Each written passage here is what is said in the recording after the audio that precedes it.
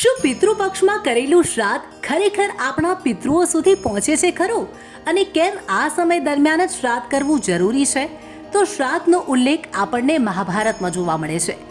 એક વખત ત્યારે કે જ્યારે ભીષ્મ પિતામહ યુધિષ્ઠિરને શ્રાદ્ધનું મહત્વ સમજાવતા હોય છે, અને બીજી વખત ત્યારે કે જ્યારે સૂર્યપુત્ર કર્ણની આત્મા સ્વર્ગ પહોંચે છે. ત્યાં તેમને ભોજનની જગ્યાએ સોનું અપાયું, કેમ કે તેમણે જીવનભર દાન પુણ્ય તો કર્યું હતું, પરંતુ ક્યારે પણ પોતાના પૂર્વજોને ભોજન કરાવ્યું ન હતું. જ્યારે ઇન્દ્રદેવ કર્ણને આનું કારણ પૂછ્યું તો તેમણે કહ્યું કે તેમને પોતાના પૂર્વજો વિશે કંઈ જ ખબર ન હતી, અને એટલે જ ત્યારે દેવરાજ ઇન્દ્રએ કર્ણને તેમની આ ભૂલ સુધારવા માટે 16 દિવસ માટે પૃથ્વી પર મોકલ્યા. તે પછી કર્ણે વિધિ વિધાનથી શ્રાદ્ધ કર્યું, અને ત્યારથી આ સમય દરમિયાન શ્રાદ્ધ કરવાની પરંપરા ચાલી આવે છે.